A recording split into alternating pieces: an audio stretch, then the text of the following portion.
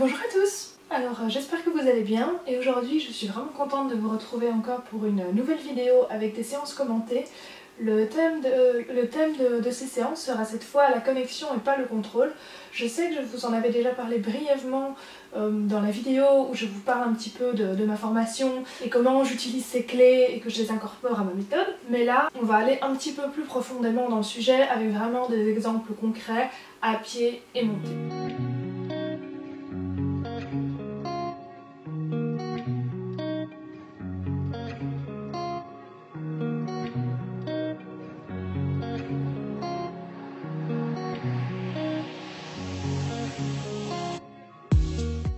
J'aime beaucoup la citation de Pierre Beaupère que je vous partage ici, notamment la toute dernière partie où il parle justement de ces chevaux qui vous emmènent de l'autre côté. Et là, évidemment, voilà, j'ai eu Domino qui m'a emmené de l'autre côté, et avec Caresse et Avantos, j'ai un peu moins cette sensation-là de pouvoir vraiment me reposer complètement sur eux. On n'a pas encore cette relation aussi fusionnelle qu'avec Domino, et voilà, et Domino c'était vraiment la jument de ma vie, donc c'était un peu extraordinaire, mais j'ai quand même une très belle chose qui est arrivée très récemment avec Caresse, et qui m'a fait vraiment me rendre compte à quel point la relation avec Caresse commence à devenir vraiment très forte et très fusionnelle également, et justement qui illustre parfaitement cette citation. Donc vous savez qu'avec Caresse, on a donc suivi la formation avec Catherine Sall où on avait des exercices, donc tous les 15 jours je m'envoyais une vidéo avec tous les exercices qu'on avait fait pour la formation. Évidemment, plus on avançait, plus les exercices devenaient compliqués. Évidemment, pour ces exercices-là, je ne devais utiliser que la méthode à Catherine et je ne pouvais pas y mettre un petit peu mon grain de sel quand je le fais moi-même quand je suis en séance avec mes chevaux. Donc du coup, je suis pas aussi naturelle, aussi libre que quand je fais mes séances pour moi, pour mes chevaux, voilà. Puis il y a aussi un impératif quand même de temps et plus ou moins et quand même de réussite, il faut quand même arriver au bout des exercices. Et du coup, c'est vrai que on se met, même sans le vouloir, hein, on a tendance à se mettre une pression en plus. Et puis voilà, sur un exercice qui n'était pas forcément compliqué, hein, donc c'était voilà, de nouveau des envois sur les portes à distance, quelque chose que Caresse connaissait très bien et avait très bien compris. Comme vous allez le voir ou comme vous l'avez déjà vu dans la vidéo que j'ai fait justement sur cette formation, on voit que voilà, les exercices passent très bien. Mais il y avait un petit moment, les séances, comme ça arrive parfois, où voilà, c'était un petit peu plus compliqué, parce que Caresse n'avait pas trop envie, et moi d'habitude quand mes chevaux n'ont pas trop envie, voilà, je vais faire autre chose, on y revient un autre jour, etc. Mais là, de nouveau, impératif de temps, il fallait quand même le faire, donc j'ai dit à Caresse, non là écoute on y va. Et puis voilà, moi la pression est un petit peu montée en moi parce que je me disais, déjà cet impératif de temps, je peux pas utiliser ce que j'utiliserais d'habitude. Moi du coup j'aurais peut-être amené un petit peu de jeu voilà, entre les portes, j'aurais alterné avec un petit peu de jeu pour après retravailler sérieusement, mais là voilà, je devais tout filmer d'une traite avec une séance assez studieuse, donc bon voilà, j'étais pas libre d'alterner avec ce que je voulais. Donc bref, donc du coup, moi j'ai commencé à m'agacer, et voilà, évidemment ce que je vous dis toujours c'est qu'il ne faut absolument pas faire, mais voilà, personne n'est parfait, et j'ai commencé à m'agacer, et à mettre beaucoup plus de pression à Caresse, à lui mettre de la pression pour aller dans les portes, ce que je vous ai toujours dit, il ne faut absolument pas faire, ne jamais mettre de pression pour envoyer un cheval dans l'exercice, à m'agacer quand elle s'en allait, parce que du coup elle passait son temps à se déconnecter, parce que plus je mettais de la pression, plus elle se déconnectait, et donc plus du coup moi je m'énervais et plus elle voulait s'éloigner de moi. Ce qui est tout à fait normal et même sur le moment je le voyais bien que ce que je faisais n'allait pas. Mais voilà, j'étais partie dans cette spirale et ça n'allait pas. Et puis à un moment donné j'ai tout lâché. Et puis je me suis dit simplement, non voilà Caresse, c'est pas de ta faute en fait, c'est moi. C'est moi là, ce que je fais c'est nul, hein, je suis désolée, je te mets trop de pression, voilà, c'est moi, je nous mets trop de pression, je te mets trop de pression, je me fais pas confiance, je te fais pas confiance, voilà, je suis désolée. Et puis j'ai tout lâché et j'ai vraiment senti, j'avais une grande tristesse à ce moment-là parce que voilà, je m'en voulais, j'étais un peu vraiment déçue de moi, pas déçue d'elle, mais vraiment déçue de moi. Et je voulais vraiment partager ça. Et je voulais vraiment faire ressentir tout ça. Et on dit souvent, mais moi je vous le dis, voilà, il faut toujours rester quand même le chef bienveillant et donc montrer ses sentiments. Oui, bien sûr, c'est très important de partager de la joie avec son cheval, de pas cacher votre peur, etc. Mais c'est vrai que pour la tristesse, on a toujours un petit peu peur de se montrer faible quand on partage qu'on a de la tristesse. Et le cheval a quand même besoin de quelqu'un de fort à ses côtés. Et donc c'est vrai que avec un cheval qu'on ne connaît pas, c'est vraiment quelque chose que je ne conseillerais pas de montrer de la tristesse, ça ne va pas attirer le cheval vers vous. Par contre, avec un cheval où vous avez déjà une bonne relation, je vous conseillerais, d'autant plus avec ce que j'ai vu avec Caresse là maintenant, de vraiment d'ouvrir votre cœur et si vous êtes triste, partagez-le avec votre cheval. Et puis surtout, n'essayez pas de le cacher comme moi j'ai essayé de faire, simplement en m'énervant, en essayant de faire quand même l'exercice et de continuer en essayant de cacher ça, en essayant de faire l'exercice alors que j'étais énervée, en faisant semblant en quelque sorte de mettre la joie alors que j'étais pas du tout joyeuse, j'étais plutôt agacée, j'avais envie d'aller au bout. Et voilà, et ben si vous êtes triste, si vous êtes déçu de vous à ce moment-là, et ben il vaut mieux le partager et être honnête avec ça. Plutôt que de faire croire, que de faire passer le message au cheval que vous êtes fâché contre lui ou que vous êtes déçu de lui. Parce que le vrai message au final, bah, c'est que vous êtes déçu de vous-même. Et moi voilà, c'est ce que je me suis rendu compte à ce moment-là. Et avec un cheval, quand vous avez une forte relation, avec Domino, quand je lui partageais voilà, que j'avais un moment que j'étais triste, même si ça n'avait rien à voir avec nos séances, elle avait toujours tendance à venir près de moi, à avoir un côté très, très réconfort, à venir mettre sa tête sur moi, à venir passer un moment vraiment dans le calme, comme si elle voulait me réconforter. Donc je ne sais pas du tout comment ils perçoivent la tristesse, mais en tout cas, ils ressentent clairement ce sentiment parce que leur attitude change. En tout cas, quand on a une relation avec le cheval change quand on vient lui partager la tristesse. Ils ont vraiment ce côté de venir se recoller à nous et de venir comme s'ils voulaient nous réconforter ou comme si en tout cas, voilà, ils cherchaient le contact et ils cherchaient la proximité. Et ils deviennent à ce moment-là vraiment tout calme, tout doux. Et j'avais donc ça avec Domino, et là je l'ai eu avec Caresse. Et donc je ne pensais pas qu'on en était arrivé à ce stade dans la relation, parce que Caresse est très sensible, très stressée, elle a vraiment besoin qu'on la rassure. Donc moi je pensais que lui montrer ma tristesse allait juste la faire fuir encore plus, en se disant oh là là, je suis vraiment pas en sécurité avec elle, et là pas du tout. En fait, elle passait son temps, comme je vous disais, à se déconnecter, à s'en aller. Et à partir du moment où j'ai tout lâché, je lui ai dit non mais en fait je suis juste complètement désespérée là. Elle est venue se recoller à moi. Et elle était toute douce, elle était toute calme. Elle s'est plus déconnectée. En fait, elle cherchait toujours à rester en proximité. Et donc du coup, après, j'avais même du mal sur mes exercices à distance à l'éloigner parce qu'elle avait envie de revenir près de moi. Et alors, c'était fou parce que là aussi, ça rejoint la citation de Beau-Père qui dit voilà, c'est chevaux qui vous emmènent de l'autre côté. Et là, vraiment, elle m'a pris par la main et elle m'a emmenée de l'autre côté. Et elle m'a vraiment montré, elle m'a dit mais fais-toi confiance. Parce que du coup, j'étais partie dans mes exercices, je mettais beaucoup de voix, bah voilà, je faisais exactement ce qu'il fallait faire pour ma formation, je mettais beaucoup de voix, j'étais vraiment là-dedans. Elle m'a dit mais arrête, fais-toi confiance, t'as pas besoin de tout ça. Et en fait j'ai lâché tout ça, j'ai carrément arrêté de mettre de la voix. Et j'ai réussi à faire ces exercices à distance qui étaient très complexes, juste au savoir-être. Alors je mettais quand même un peu de gestes, mais au final, j'ai réussi à faire directement l'étape de faire les exercices juste au savoir-être, d'envoyer Caresse entre les cônes à distance, sans avoir plus besoin de voix, alors que normalement c'est l'étape la plus compliquée, on commence par le faire à la voix au geste, ensuite on enlève la voix, et puis ensuite bah, on peut tout enlever, on le fait juste au savoir-être, et là bah, j'étais complètement calme, je me suis reposée sur elle, et c'est elle qui m'a emmenée, et c'est elle qui m'a montré, mais fais-toi confiance en fait, t'as pas besoin de tout ça, fais-le, et moi je connais l'exercice, et on va y aller ensemble, et tout va bien, et arrête juste de nous mettre de la pression. Et c'est ce que j'ai fait, en fait je m'en suis remis à elle et c'est vraiment elle qui m'a guidée, qui m'a montré. Je me suis rendu compte que j'ai réussi à faire des choses juste au savoir-être alors que je pensais être plus du tout dans le coup. Donc voilà, c'était vraiment une sensation folle. Et de nouveau en fait les exercices, tout ça c'est très bien, mais en fait une séance réussie c'est ça, c'est avoir appris quelque chose sur nous, avoir appris quelque chose sur notre couple avec son cheval, avoir avancé dans la confiance en nous. En fait c'est ça. Et donc les exercices, c'est juste une manière d'y arriver pour communiquer avec son cheval, mais les chevaux nous amènent tellement plus bien au-delà des simples exercices. Quand on arrive comme ça à rentrer dans la communication avec eux, c'est fou.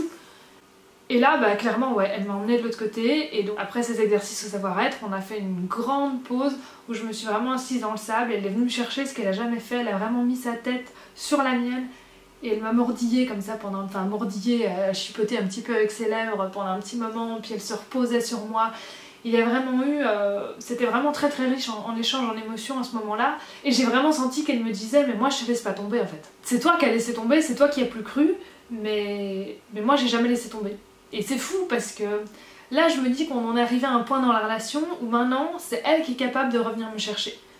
Ça veut dire qu'on en est arrivé à ce point dans la confiance où même si je suis complètement à côté dans mon énergie, je suis complètement fausse dans ce que je lui demande, elle passe au-dessus et elle arrive carrément à revenir me chercher. Mais pour ça, il faut que je sois honnête avec elle et que je montre telle que je suis sans essayer de faire semblant que tout va bien et en lui reportant la faute dessus. Et donc ça, c'est vraiment une leçon de vie et franchement, merci Caresse.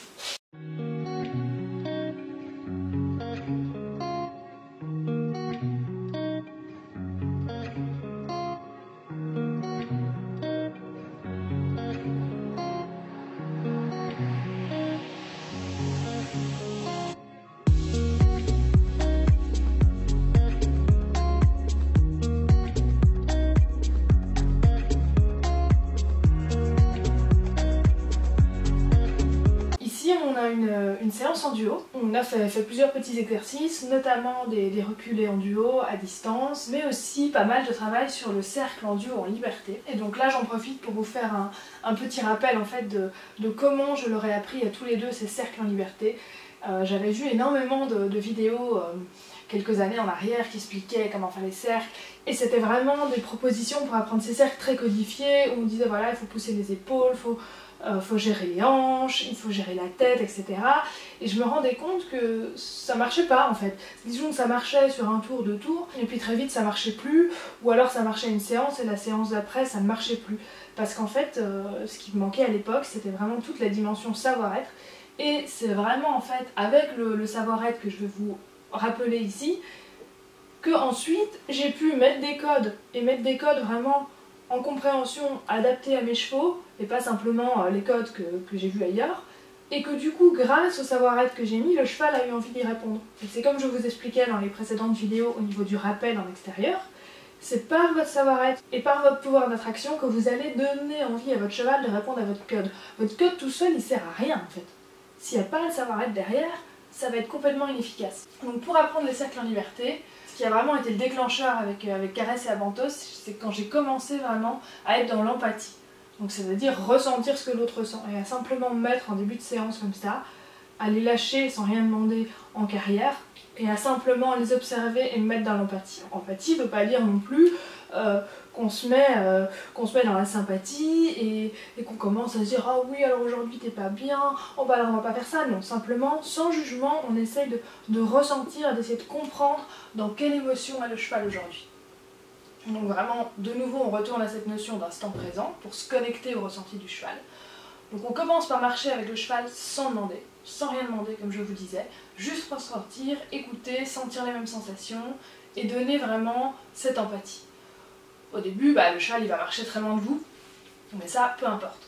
On va continuer comme ça dans notre savoir-être, et dès que le cheval va montrer le moindre signe de décontraction ou l'envie de revenir, là je vais m'arrêter et je vais me mettre dans l'instant présent. Et puis le cheval il va très vite rétrécir sa trajectoire autour de nous, si on a le bon timing évidemment. Qui est le plus important en fait pour avoir ces cercles en liberté, c'est-à-dire un cheval qui ne cherche plus un moment d'inattention de votre part pour s'éloigner, mais un cheval qui attend qu'une chose, revenir vers vous. Et vous avez du coup cette sensation de longe invisible, et donc du coup après vous pouvez mettre vos codes d'éloignement du cheval en lui demandant justement de rester à distance sur le cercle et de mettre vos gestes comme si en fait vous le longiez, ou simplement avec votre énergie en grandissant la bulle que vous imaginez autour de vous, et puis en la rétrécissant pour rétrécir le cercle. Ça après voilà, c'est le code que vous voulez, mais une fois que le cheval n'a qu'une envie, c'est de revenir vers vous, faire le cercle devient très facile.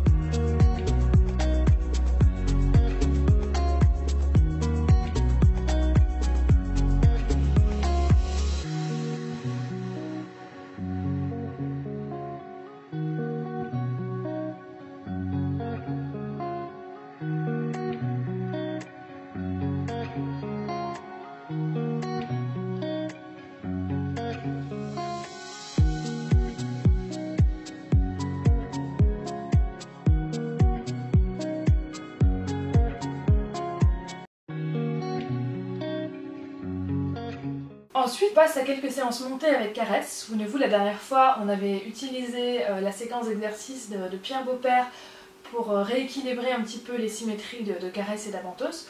Donc j'ai continué à travailler ça un petit peu avec Caresse, comme je vous avais dit. Comme elle était vraiment très en droitière, comme je vous disais, avec beaucoup de poids sur ma reine droite.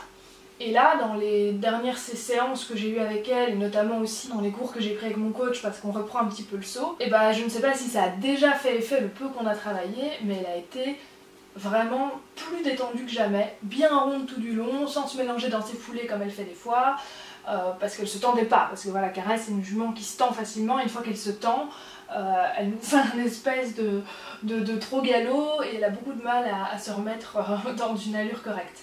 Et donc voilà, j'avais vraiment la même tension sur les deux reines, j'avais un cheval qui faisait ses coins sans que je doive agir moi. Et elle a gardé vraiment tout ça tout le long du cours avec une grande motivation, également sur les sauts. Et c'est également la première fois voilà, qu'on a ressauté vraiment depuis que j'ai eu mon accident, que j'étais dans le plâtre. Et avec même quelques sauts au galop, et je suis vraiment contente parce que malgré ce long arrêt où on a pu vraiment sauter, elle a rien oublié, elle est encore plus motivée qu'avant. Et elle m'emmène vraiment sur les barres, elle a vraiment pris du métier. Et donc je trouve que c'est intéressant pour réexpliquer un petit peu, parce que voilà, comme vous le savez, Caresse est un trotteur qui a fait 3 ans de course, donc c'est quand même beaucoup, donc c'est un trotteur réformé, et quand je l'ai eu, elle avait rien fait vraiment depuis les courses, et donc j'ai vu pas mal de questions voilà, surgir par rapport à ça, les chevaux réformés, voilà, c'est vrai que c'est des chevaux un peu compliqués, je me dis ça peut être intéressant de vous refaire un point sur les chevaux réformés en général, et notamment voilà, sur l'histoire de Caresse. C'est ce que j'ai remarqué pour Caresse voilà, quand elle est arrivée,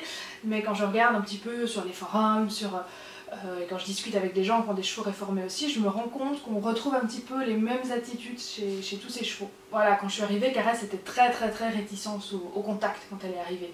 Elle était vraiment dans sa bulle, à observer vraiment de loin ce qui se passait, mais à pas vraiment rechercher le contact. Elle n'aimait pas le pansage. Elle avait très peur de tout ce qui était gestes brusques, et puis toujours tendue, toujours en tension, du coup beaucoup de tension musculaire, hein, comme vous saviez, voilà, je peux vous remettre en lien les premières vidéos où j'en parle un petit peu, où justement, voilà, elle avait pas mal de soucis physiques, on a dû faire venir des vétos, des ostéos, voilà. Et puis elle avait aussi une grosse peur au niveau des jambes, on pouvait absolument pas lui toucher les jambes, lui mettre des protections au début, c'était la galère, lui brosser les jambes aussi. Si jamais je devais la soigner, lui mettre un peu d'argile ou quoi, alors là elle montait au plafond. Et puis ce qui s'est passé aussi, c'est qu'elle refusait complètement d'être montée. Elle s'était retrouvée complètement braquée avec ça. Donc j'ai dû vraiment reprendre à zéro, la redébourrer, ça je pouvais vous remettre aussi la vidéo ici en lien où j'explique toutes les étapes que j'ai suivies pour la redébourrer. Parce que voilà, montée, il n'y avait plus du tout de mise en avant, donc ça on a dû passer à pied pour lui remettre la mise en avant. Elle refusait également de trotter à côté de moi. Et donc pour tout ça, en fait, je me suis pas du tout attaquée au problème de front, parce que ça ne sert à rien de se dire je vais régler tous ces problèmes un à un. En fait, ces problèmes, ils viennent en soi d'une seule et même grosse cause, c'est-à-dire toutes les associations négatives qu'elle a fait avec les humains au moment des courses, donc tous ces mauvais souvenirs qu'elle a eus. Et puis là, avec le changement de vie, c'est plus du tout la même chose. Elle se rend compte peut-être voilà, qu'elle peut peut-être un peu plus s'exprimer, mais en gros, elle sait plus. Elle est perdue, c'est un environnement complètement différent de ce qu'elle a connu, mais elle est complètement dans les associations négatives qu'elle a vécues avant.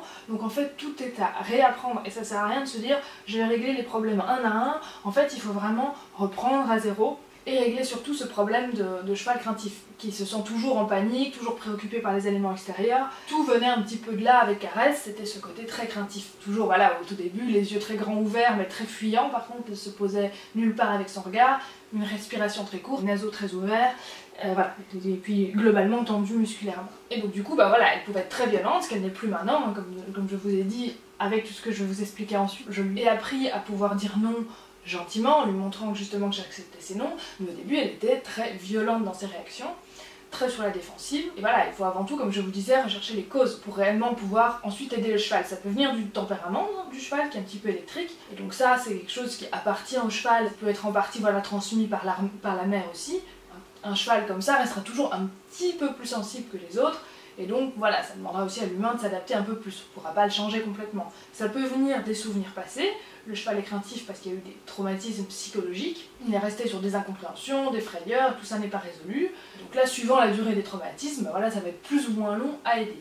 Et après, ça peut venir aussi de problèmes physiques, donc qui peuvent être liés à l'ouïe, à la vue, mais aussi des douleurs. Ça peut donner aussi des comportements de fuite, d'attaque, etc. Et donc chez Cara c'était un mix. Donc il y avait un peu de son tempérament, parce que même maintenant qu'on a bien travaillé dessus, c'est toujours une jument qui, quand il y a un bruit soudain, va sursauter un petit peu plus, mais ça c'est comme les êtres humains, il y a des humains qui sont très cool, qui vont jamais sursauter même s'il y a un truc qui explose à côté d'eux, et puis d'autres qui vont sursauter dès qu'il y a des couverts qui tombent par terre par exemple, voilà, et qu'il y a un bruit qui les surprend un peu.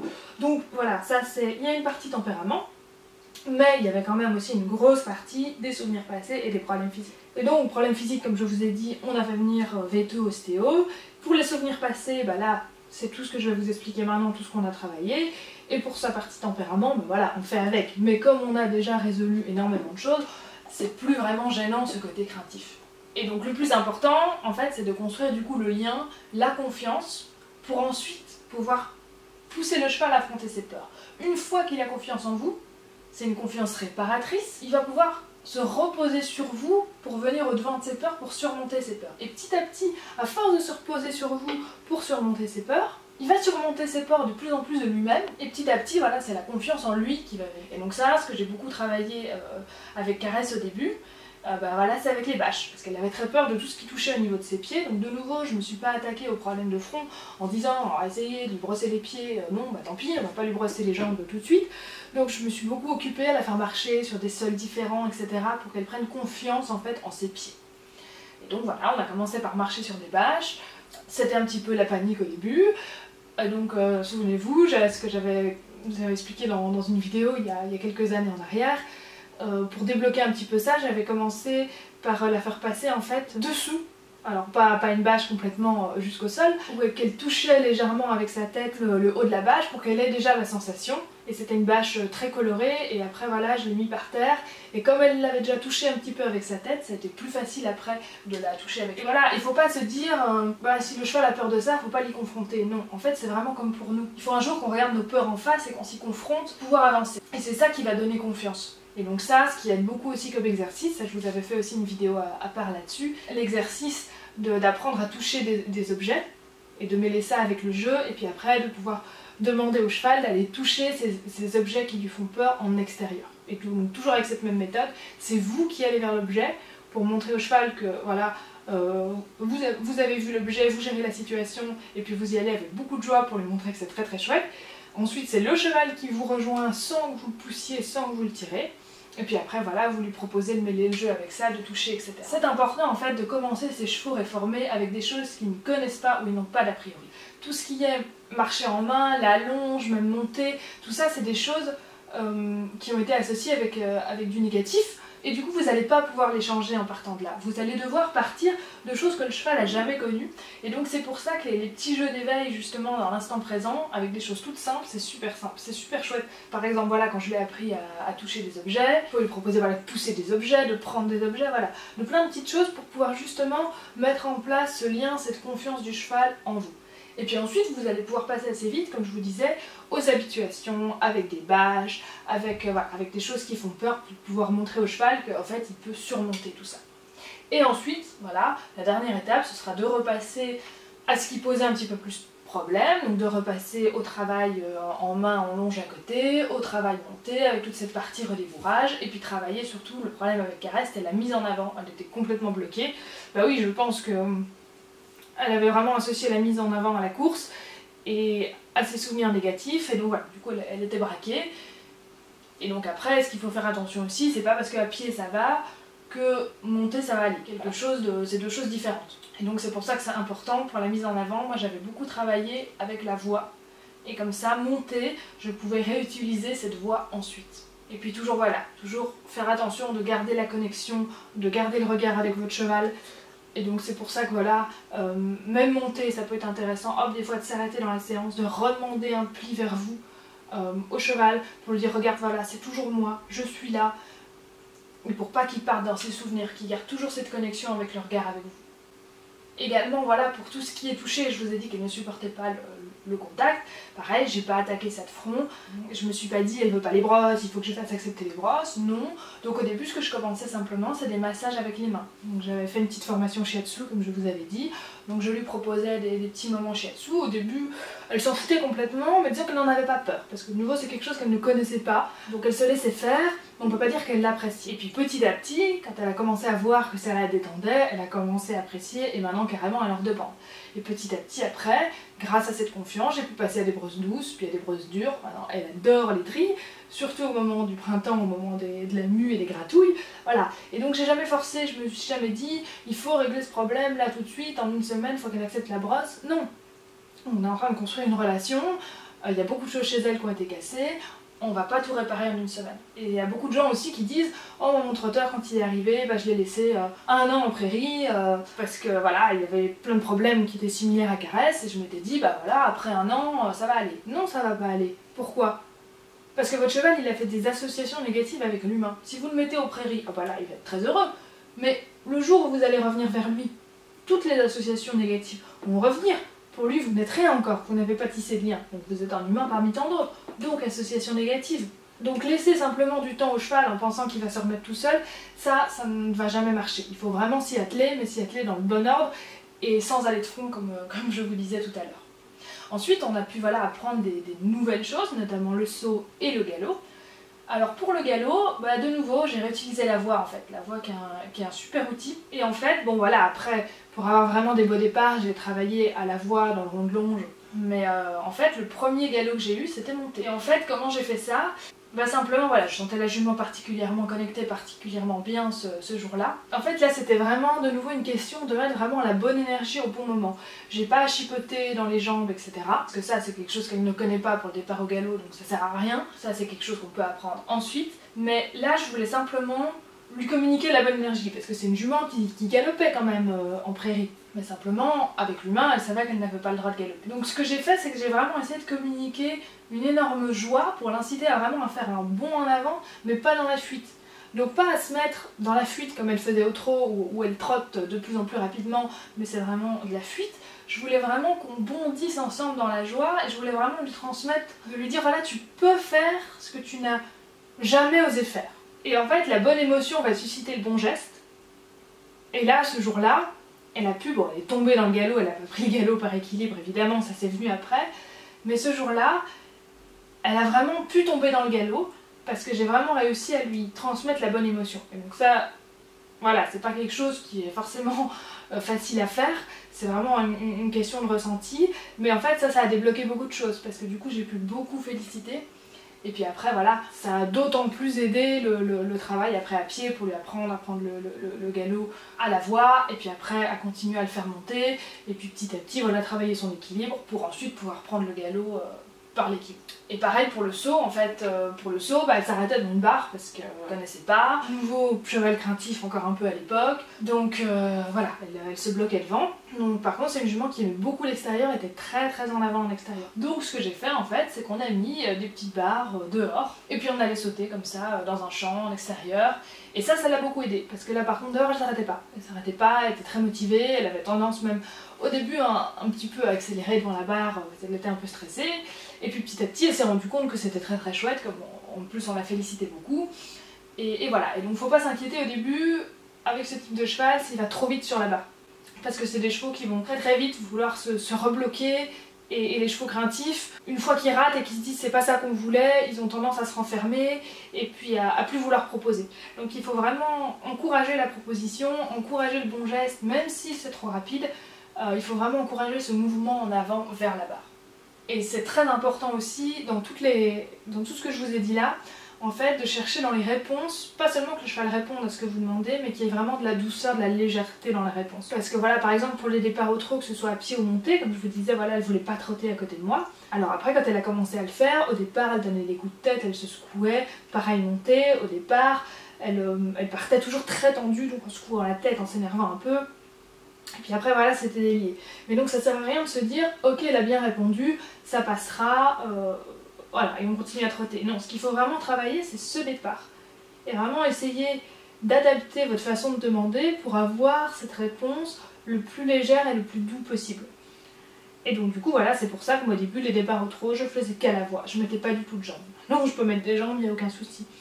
Et à pied, bah pareil, au début je travaillais ça sans longe, parce que juste le poids de la longe sous le licol, la faisait se tendre. Voilà, et donc ça c'est quelque chose qui lui était propre, hein, mais c'est vraiment important d'observer pour pouvoir proposer à votre cheval d'une manière telle qu'il pourra vous répondre dans la douceur et dans la légèreté. Et ça c'est vraiment important que dès le moment de la réponse, ça soit fait dans la décontraction. Comme je vous disais, on revient toujours à ça, la décontraction. Si vous sentez que votre cheval est tendu dans sa réponse, c'est pas bon. Et donc ça, de nouveau, c'est à vous de l'aider, à vous de lui montrer que vous avez vu qu'il était tendu. Et là, de nouveau, vous allez gagner des points dans la tête de votre cheval parce qu'il va sentir que vous notez, que vous comprenez tout ce qu'il ressent. Et donc voilà, de nouveau, on voit par rapport à tout ce que je vous ai expliqué là, qu'est-ce qu'on cherche en fait avec ce cheval réformé, c'est la connexion et pas le contrôle. Parce qu'avant tout, qu'est-ce qu'on fait, comme je vous ai dit, c'est construire le lien. Et puis amener le cheval petit à petit, par cette connexion, à ne plus avoir peur. Et puis surtout, comme je vous ai dit, on est toujours dans cette communication, dans ce dialogue permanent, donc c'est la première fois pour ces chevaux-là qui vont avoir le choix en fait dans la réponse. Qu'on va leur faire des propositions et qu'ils vont avoir le choix de répondre d'une manière ou d'une autre, et que c'est nous qui nous allons nous adapter aux réponses pour ensuite pouvoir poser une question auquel le cheval est capable de répondre. Dans les images qui vont suivre, vous allez voir que voilà, on continue à travailler comme ça avec Caresse en dressage, toujours dans un peu l'idée qu'on avait travaillé la dernière fois avec la séquence de Pierre Beaupère. Et donc toujours en fait, monter de nouveau, c'est comme à pied. Pied, je vous dis toujours, visualisez, envoyez des images à votre cheval. Et à monter, c'est exactement pareil. Et quand vous avez en plus une connexion comme ça, votre cheval peut après vous aussi vous envoyer des images que vous allez percevoir. Et donc par exemple, bah voilà, avec Caresse, maintenant qu'elle est un petit peu plus en équilibre, j'ai vraiment besoin d'agir un minimum. Donc c'est-à-dire quand je veux qu'elle s'incurve, je visualise une incurvation comme ça autour de son thorax, je visualise ça dans ma tête, et rien que de visualiser ça, bah forcément ma position change, mais de manière beaucoup plus harmonieuse que si je me force à mettre des mains, à mettre des jambes, etc. Et du coup, bah la jument elle suit le mouvement tout de suite. Donc vraiment, ne pas sous-estimer ce pouvoir de visualisation. Et le plus important aussi, c'est d'avoir la décontraction mentale et physique du cavalier. Parce que si vous êtes détendu physiquement et mentalement, ce sera beaucoup plus facile ensuite d'avoir ça chez votre cheval. Parce que vous ne pouvez rien demander à votre cheval s'il n'est pas détendu mentalement et physiquement. Ça, on en a déjà parlé pas mal avant. Et évidemment, voilà, ce que je vais demander à mon cheval va dépendre de la qualité de ce que je suis en train de faire maintenant avec mon cheval. Donc ça sert à rien de se dire je veux absolument demander le galop, je vais demander le galop et je me prépare voilà, juste pour le galop à ce moment-là. Non, il faut déjà penser à avoir un trot détendu, décontracté, que nous aussi on soit détendu, décontracté, la bonne impulsion, le dos remonté, pas forcément la mise en main, ça peut venir après. Ce qu'il faut vraiment c'est la décontraction avec le bon pli, le bon équilibre. La mise en main, ça peut venir en second temps. Et une fois qu'on a ça, là on peut venir dans le galop et là on peut construire quelque chose. Et puis alors voilà, surtout au début on va demander, surtout avec un trotteur comme je vous expliquais avant, donc beaucoup de transitions, ça sert à rien de galoper pendant 1 heure. Ce qu'il faut surtout travailler c'est le départ, quelques foulées bien, et puis avant que tout se déconstruise et que le galop soit un peu décousu, on arrête, on demande une transition. Et puis voilà, évidemment ce que je fais aussi beaucoup, visualiser ce que je veux, mais aussi je vous parle beaucoup monter pour garder cette connexion, garder justement la transmission des émotions, etc. Et donc voilà, toujours dans cette lignée, comme je vous avais dit, on a repris des cours ici avec Alexis Cosma. Donc là on a pris un cours avec Caresse qui a été vraiment super. La jument, je l'ai jamais eu aussi bien au galop. On a eu vraiment un joli petit galop rassemblé, avec une jument vraiment super détendue. Et puis on a travaillé aussi beaucoup le contact, hein, comme je vous disais pour les chevaux droitiers, essayer d'avoir vraiment beaucoup de contact sur la reine gauche. Et donc on a travaillé pas mal les épaules en dedans. Donc à main gauche ça allait très bien, à main droite ça a été un petit peu plus de travail.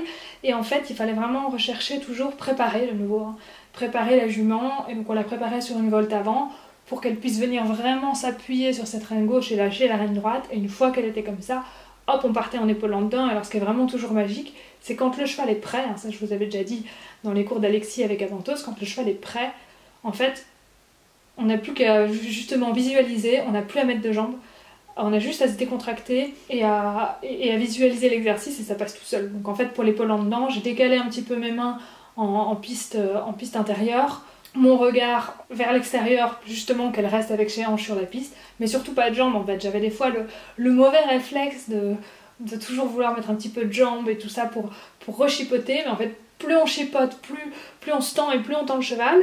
Et c'est marrant parce qu'au moment où j'ai soufflé, où Alexis m'a dit vraiment arrête avec tes jambes, juste concentre-toi sur ta décontraction. Et juste le moment où j'ai vraiment soufflé complètement, la jument s'est vraiment mis vraiment à fond dans son exercice.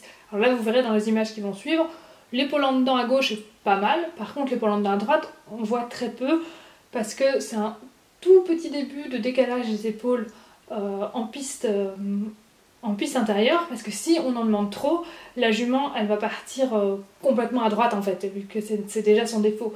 Donc là ce qu'il fallait déjà vraiment c'est qu'elle prenne du contact à gauche, et rien que le fait qu'on ait un léger décalage, c'est déjà super en fait, parce que son défaut c'est justement de trop partir à droite avec tout le corps.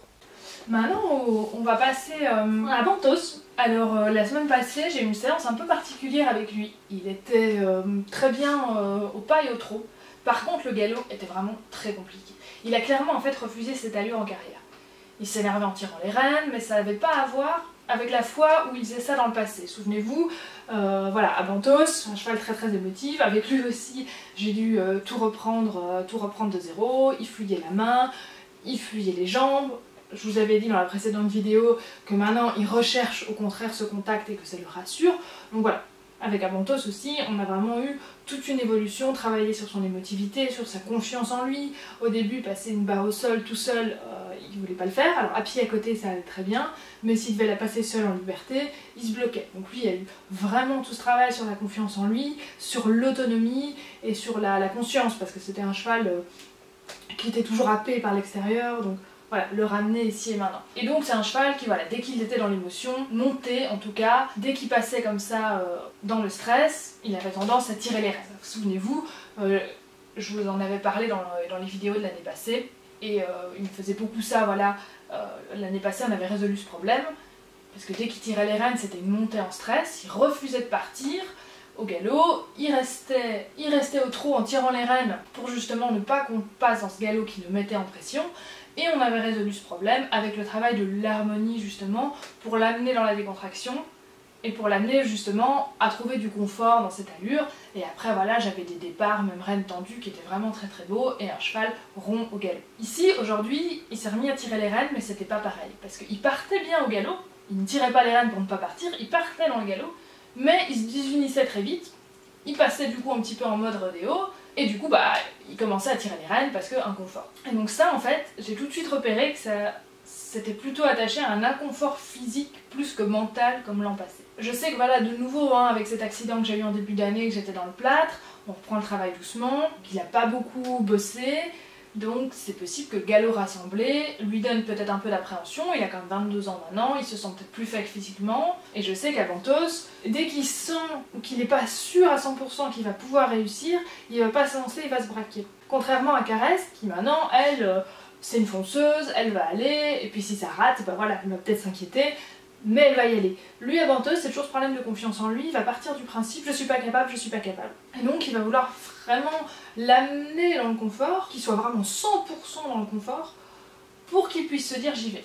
Et donc du coup, bah, comment j'ai pu l'aider avec ça? Donc j'ai pu débloquer en fait le galop grâce au galop en extérieur. Parce que voilà, en extérieur, on va faire un grand galop, je le lâche. De nouveau, c'est associé à beaucoup d'émotions positives. C'est quelque chose que je lui propose, que je ne lui demande, que je ne lui demande pas. Au galop en extérieur, il choisit l'allure. S'il ne veut pas partir au galop, il part pas au galop, on va rester au pas ou au trot. Donc ça, il le sait très bien. Donc on a été faire ça en extérieur. Il y a eu une petite appréhension quand même au début, c'est-à-dire que les premières foulées étaient très très raides. Et puis après, bah, voilà, petit à petit, il s'est délié. Et donc du coup, après, bah, on a pu refaire ça en carrière. Mais ce qui est chouette, je trouve, et là où il a quand même progressé par rapport à avant, c'est que malgré les moments de galop raté où il partait en rodéo, où il s'énervait, il s'est pas monté en pression comme il aurait fait avant. Il est très vite redescendu. Avant, une fois qu'il montait en pression, même à cause d'un tout petit détail, eh ben, il en avait pour 2 heures à redescendre. Ici, on a pu marcher, on a pu trotter dans la mise en main, sans stress, on a pu même partir en balade reine longue. Avant, ça aurait été impossible de le faire redescendre. Et donc là, on voit que c'est un problème plutôt physique, hein, et donc cette raideur générale, ce problème physique, agit ensuite sur le mental, et du coup, Abantos se bloque. Oui, et donc entre-temps, évidemment, j'ai fait venir aussi l'ostéo, qui a confirmé qu'en effet, il y avait voilà, des raideurs parce qu'il s'était pas mal démusclé, et il y avait aussi un petit quelque chose aussi au niveau du postérieur droit, qui n'était pas dramatique, mais voilà, tout ça mis ensemble, ça confirmait bien ce que j'avais ressenti, que c'était un problème physique. Comme je vais vous l'expliquer ici, l'idée c'est du coup de se remettre doucement au travail, en partant beaucoup, on part du travail d'abord en extérieur, pour remettre des émotions positives, et puis petit à petit après venir en carrière. Et donc avec les chevaux émotifs comme Avantos, c'est vrai que ce sont des chevaux qui ont tendance à se fermer à chaque nouvelle demande, ou à répondre vite et partiellement, voilà, quand c'est une demande qu'ils ne connaissent pas. Et donc voilà, il faut savoir de nouveau qu'un cheval émotif, comme on disait tout à l'heure avec le cheval anxieux, si ça vient de son tempérament, ça restera toujours un cheval émotif. Avantos, de nouveau, c'est un mix, c'est un cheval émotif de base, hein, mais en plus, voilà, il vient d'Espagne, donc sûrement eu beaucoup de souvenirs négatifs. Je pense qu'au niveau des souvenirs négatifs, maintenant, on a pu vraiment remettre des choses au-dessus, ça va beaucoup mieux, mais il reste encore ce côté de tempérament. Et donc voilà, on améliore, mais ça reste toujours. Et donc voilà, maintenant on continue sur cette même lancée, donc on remet du positif avec le galop. Avant chaque séance, on va galoper un peu dehors. Je trouve que le galop dehors est de mieux en mieux, ce qui me fait vraiment penser une appréhension, une raideur. Et donc ça lui permet vraiment de se délier, de se sentir mieux dans son physique, et donc dans son mental ensuite, et donc du coup de reprendre cette confiance qui lui manquait. Et donc voilà, vraiment en balade, ça c'est ce que j'ai remarqué beaucoup avec lui, mais avec Domino aussi, il faut faire confiance pour donner confiance. Et ce que je fais beaucoup en balade, voilà, c'est laisser les rênes longues et d'amener le calme par le savoir-être. Et si jamais le cheval a un stress à un moment donné, il y a un bruit, ou il est un peu chaud, il a envie de trotter, votre première réaction ne doit pas être de reprendre les rênes. Il faut toujours penser en fait à atteindre le cheval mentalement plutôt que de chercher à ralentir un cheval qui stresse. Vraiment pas tirer sur les rênes parce que c'est un réflexe qui empire souvent en fait la situation et que vous avez après un cheval qui va se mettre contre la main, parce qu'il faut pas chercher à demander au cheval de faire l'inverse de ce qu'il veut faire instinctivement, c'est-à-dire fuir. De nouveau, hein, on y revient, on cherche la connexion, on cherche à atteindre le mental et pas à contrôler les pieds de son cheval. Ce n'est que si on arrive vraiment à atteindre ce mental qu'on peut réussir à ralentir le cheval d'une manière qui va la rassurer et l'empêcher de s'enfuir la prochaine fois. Et donc ça, de nouveau, c'est parce que vous avez le lien, parce que vous avez travaillé des choses en amont. Voilà, si vous mettez sur un cheval complètement inconnu, l'atteindre mentalement sans reprendre ses rênes, en effet, ça va être compliqué. Et c'est pour ça que de nouveau, c'est important de faire les choses dans l'ordre. Les chevaux, c'est pas des bicyclettes. C'est pas hop, je prends un cheval, je veux me balader pour mon bon plaisir. Non, on essaye de construire les choses dans l'ordre de nouveau. Et donc de nouveau, avec votre cheval, essayez de pas penser à l'arrêter, mais à l'atteindre mentalement pour le rassurer, lui montrer que vous contrôlez la situation. Et donc pour l'aider avec son anxiété. Donc il faut vraiment lui amener du calme par votre savoir-être, par votre respiration, mais pas chercher à l'arrêter et à le comprimer dans les rênes. Parce que si votre cheval a peur, qu'il a envie de fuir, s'il se sent encore coincé, ça peut dégénérer, ou en tout cas ça va entamer la confiance qu'il a en vous. Et toujours ce qu'on va chercher, voilà, c'est cette harmonie et cette légèreté, cette douceur dans la réponse. Et donc pas un cheval qui est en train de fuir les demandes. Souvent on voit des chevaux qui répondent un petit peu du tac au tac comme ça. Moi j'ai toujours dit il faut un cheval qui soit réactif, qui réponde hop tout de suite. Par contre, il ne faut pas un cheval, hein, de nouveau, qui réponde tendu, qui réponde de manière vite et stressée à chaque réponse parce qu'il fuit en fait la demande. Il fuit par exemple, ça on le voit souvent avec les chevaux de spectacle où le stick est beaucoup utilisé et en fait on voit un cheval qui comprend pas du tout ce qu'il fait en fait, qui bouge simplement pour éviter le stick. Et ça c'est pas de la réactivité, c'est pas une réponse dans la légèreté et la douceur comme je vous disais tout à l'heure, c'est une réponse dans le stress et la tension. Ensuite, on passe de nouveau à caresse avec un petit exercice à pied et qui rejoint ce que je vous disais tout à l'heure avec tout le travail sur la confiance qu'on a fait avec elle, hein, souvenez-vous. Voilà, je vous disais jument qui avait peur d'absolument tout, qui était très craintive, qui sursautait au moindre bruit, qui avait peur de ce qui touchait ses jambes, voilà, qui n'aurait pas approché un tunnel tel que vous allez le voir là. Il y a une année en arrière, elle serait restée bien en dehors de la carrière, on ne serait même pas rentré. Donc là vous voyez qu'elle a bien changé, qu'elle est métamorphosée, et c'est pas seulement qu'elle a plus peur voilà, des voiles, des bâches, de ce qui est autour de ses pieds, c'est que maintenant elle adore carrément. Et elle me demande à chaque fois pour écrire, c'est-à-dire que dès qu'on finit un tel exercice, elle retourne elle-même vers les voiles, vers la bâche, voilà, elle en redemande. Et ça c'est vraiment le but qu'on cherche à avoir. C'est pas seulement que le cheval n'en ait plus peur, mais qu'il aime ça. Au premier passage, elle était un petit peu inquiète évidemment, parce que c'est la première fois qu'elle passait quelque chose d'aussi long où il y avait tant de choses différentes sur son chemin. Et donc ce que je lui avais bien montré, c'était qu'elle devait baisser la tête. Déjà parce que quand vous demandez au cheval de baisser la tête, ça va vraiment le décontracter, ça va relâcher la cage thoracique, relâcher la nuque, vraiment lui permettre de souffler, de se mettre en position de détente. Donc déjà rien que pour ça c'est bien, mais surtout que là, si elle relevait la tête, elle risquait de toucher les barres avec les voiles et les frigolites au-dessus. Et donc au premier passage, elle a senti que c'était important, et donc quand c'est important, comme il y a le lien, elle se focus encore plus sur moi. Et c'est de nouveau par mon savoir-être que je lui ai montré, voilà, qu'elle devait rester la tête baissée. Et donc par mimétisme, voilà, je lui montrais que je me baissais. Et là, je l'ai fait en rappel par devant pour qu'elle puisse justement chercher mon regard. Et là, je l'ai vraiment pas lâché de tout le passage. Faut pas se dire le cheval est rentré, c'est bon. Non, en fait, le plus dur, c'est après. C'est qu'il n'accélère pas et qu'il ne se mette pas à stresser dans le passage en se disant je vais le passer vite pour que ça passe. Donc c'est vraiment de garder cette connexion tout le long avec le regard de votre cheval, parce que c'est ça dont il a besoin, et vraiment le rassurer et lui confirmer qu'il est dans le bon tout le long. Et l'encourager, et pas simplement dire il est passé, hop c'est bien, bah maintenant je le laisse finir ce passage. Non, une fois que le cheval a baissé la tête pour le premier voile et qu'il commence à passer, c'est là que vous devez placer vos encouragements par la voix, garder la connexion avec le regard et continuer à bien lui montrer que le secret c'est de baisser la tête pour pas qu'il la relève au milieu.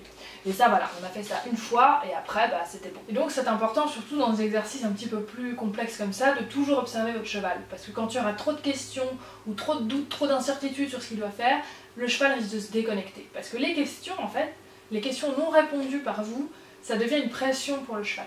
Donc c'est important voilà, d'observer, de répondre à ces questions à temps au fur et à mesure de la séance, pour pas que ça s'empile. Et voilà, comme ici avec Caresse, je lui ai tout de suite répondu, la solution c'est baisser la tête, c'est le confort, hop, on peut continuer.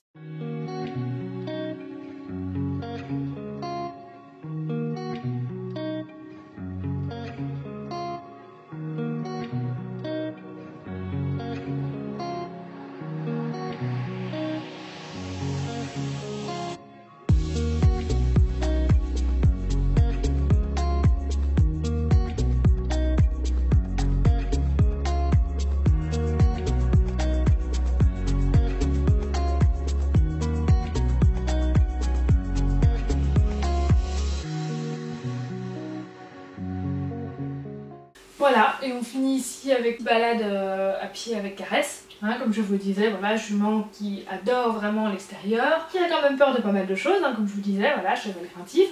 Elle a encore parfois tendance à bloquer sur certaines choses, on continue à y travailler, donc c'est pour ça que j'aime bien partir toujours beaucoup à pied. C'est plus facile de rassurer son cheval à pied et puis ensuite voilà, de le faire monter. On utilise évidemment toujours la méthode voilà, d'aller toucher ce qui fait peur. Et ce qui est bien aussi pour rassurer son cheval quand il commence, c'est un petit truc que je vous donne, c'est toujours de bien marcher devant le cheval et pas à l'épaule. C'est vous qui devez être devant. Si vous êtes à l'épaule, la tête de votre cheval, elle est devant. Donc il a l'impression que c'est lui qui est devant. Et c'est pour ça que vous avez alors un cheval qui court et qui précipite parce qu'il est dans la fuite pour que ça se termine. Alors que si vous vous placez dès le début bien devant la tête de votre cheval, il n'aura pas envie de courir, il n'aura pas envie de vous dépasser. À moins que voilà, vous n'ayez pas du tout de lien avec, ça c'est une autre question, mais si voilà, il y a déjà un lien avec votre cheval, ça va être rassurant pour lui d'avoir quelqu'un devant, ça va vous placer vraiment en leader de la balade, vous ouvrez la marche, c'est vous qui évaluez les dangers et qui dites comment passer, donc votre cheval il n'aura pas, normalement pas envie de dépasser, voilà. Et là aussi, pour vous illustrer là, ce que je vous dis au niveau de comment rassurer justement votre cheval en extérieur, ici avec Caresse on avait fait un petit exercice avec une allée de piquet avec des gros sacs poubelles qui faisaient du bruit dans le vent, que j'avais été mettre avant dans un chemin où on va souvent balader. Les sacs plastiques, elle m'avait vu partir avec, donc les avait identifiés comme étant quelque chose que moi j'avais installé, donc elle a assez rapidement passé, voilà, elle les a un peu regardés de loin, j'ai été vers les sacs pour lui montrer que c'était très chouette, etc., comme je fais toujours, ça a été assez vite. Par contre, il y avait quelque chose qui l'inquiétait sur le côté, il y avait un tracteur dans un champ, elle avait tendance à beaucoup regarder. Ce que j'ai fait, c'est que pour la rassurer, je vous ai toujours dit il faut laisser le cheval regarder pour pouvoir analyser, et ensuite on va lui apprendre à changer son focus pour se rassurer.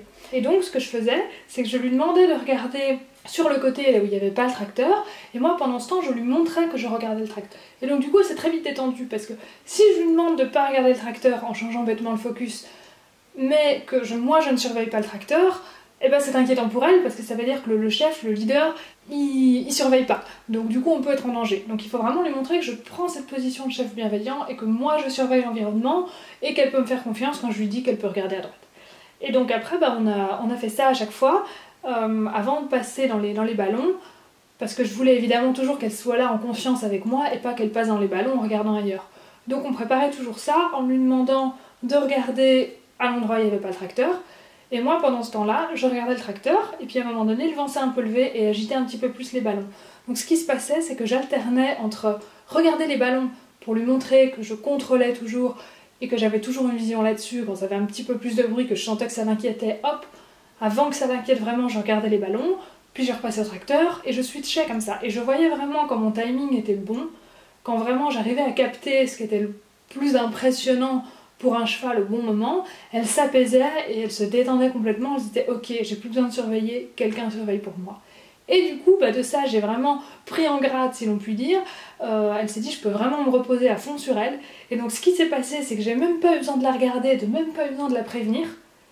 J'ai switché comme ça mon regard des ballons au tracteur, et sans la prévenir tout à coup, j'ai fait un pas en avant pour dire on va dans les ballons. Mais j'ai même pas pensé à la prévenir, j'étais tellement dans le bon feeling, voilà, j'avais vraiment cette position de hop, allez, on y va.